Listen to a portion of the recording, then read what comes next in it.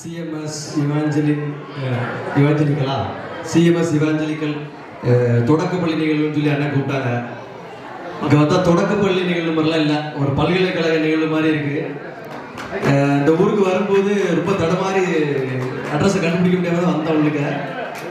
ஆனால் இங்கே வந்தால் ஒரு நகர்ப்புறத்தில் எவ்வளவு சீரும் சிறப்புமாக ஒரு ஃபங்க்ஷன் நடைபெறுமோ அதே மாதிரியான ஒரு அமைப்பு, அதையும் தாண்டின ஒரு அமைப்பு இங்கே இருக்குது.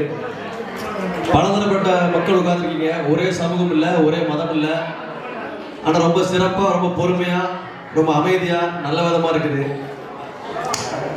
நாங்கள் பொதுவாக அரசியல் மேடைகளில் பேசக்கூடிய ஆட்கள். இங்கே அரசியல் பேசுறதுக்குன்னா ரொம்ப நேரம் பேசுகிறோம். இது பிள்ளைகள் ஃபங்க்ஷனு, ஸ்கூல் ஃபங்க்ஷனு, என்ன பேசுறதுன்னு தெரியல. இருந்தாலும் ஒரு சின்ன விஷயத்தை மட்டும் கேட்க ஆசைப்படுறோம். ஏதாவது 9th 10th படிக்கிற பிள்ளைங்க, பொம்பளை பிள்ளைங்க யாராவது இருந்தால் கொஞ்சம் இருந்தீங்களா?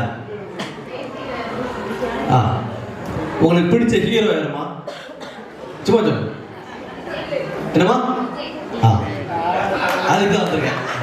என்ன அப்படின்னா, இன்னைக்கு வந்து ஹீரோக்கள் தலைவர்கள் ஆகக்கூடிய காலம் வந்தாச்சு. இன்னைக்கு உங்க அப்பா என்ன வேலை பார்க்காங்க? அப்பா என்ன வேலை பார்க்காங்க? சரி, ஏதோ எதனாலும் சரி. இப்போ எங்க அப்பாவும் அப்படிதான். எங்க அப்பா ஆட்டோ ஓட்டினாங்க, இன்ஜினியரிங் படிச்சுட்டு ஆட்டோ ஓட்டினாங்க. இப்போ நமக்கெல்லாம் ஹீரோ யாருன்னு கேட்டீங்கன்னா முதல்ல அப்பா தான் ஹீரோ. ஏன்னா நமக்கு ஹீரோவா தெரியுது அப்பா. அவர் வேலை பார்க்குற இடத்துல ரொம்ப கஷ்டப்படுவார். இப்போ நான் வந்து ஒரு இன்ஜினியர், என்கிட்ட வேலை பார்க்கக்கூடிய கையாளு கொத்தனார்லாம் கைகள்லாம் புண்ணா இருக்கும், பயங்கர கஷ்டம். ஆனால் வீட்டில் பார்த்தீங்கன்னா அந்த பசங்களுக்கு, நாங்களும் அப்படிலாம் சேட்டை பண்ணி மேலே வந்தார்கள் தான், அவன் வந்து எனக்கு விஜய் தான் பிடிக்கும், அஜித் தான் பிடிக்கும், பிடிக்கட்டும். அவங்கெல்லாம் ஹீரோ கிடையாது, ஆக்டர் போல தெரிஞ்சுக்கணும். அவங்கெல்லாம் நடிகர்கள், கதாநாயகர்கள் கிடையாது. நமக்கு நாயகர் யாருன்னா அப்பா தான், அம்மா தான். ஒரு அதை தெரிஞ்சுக்கணும்.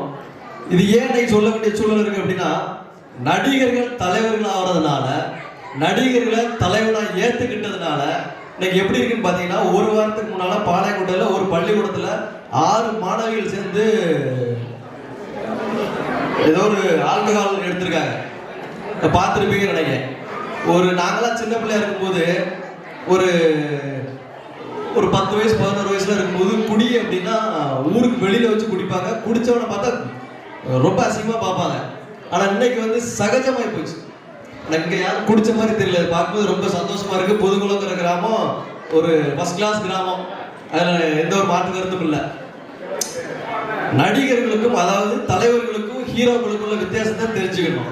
ஹீரோ அப்பா தான், நடிகர் நீங்க வச்சுக்கிடுங்க, யாரையோ பிடிச்சிருக்கு, ஓகே.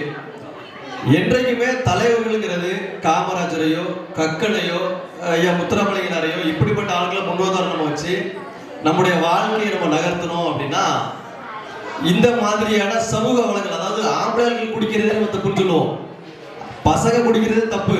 ஆனா இன்னைக்கு ஸ்கூல்ல 6 பிள்ளைங்க சேர்ந்து ஒன்னாக்காந்து குடிச்சிருக்கான். இப்ப இதுக்கு காரணம் என்னன்னா, நம்ம வந்து நடிகர்களை ஹீரோவா நினைச்சு ஹீரோக்களை தலைவராக எடுத்துக்கிறதுனாலதான் வரக்கூடிய பின்விளைவுகள்லாம் இது.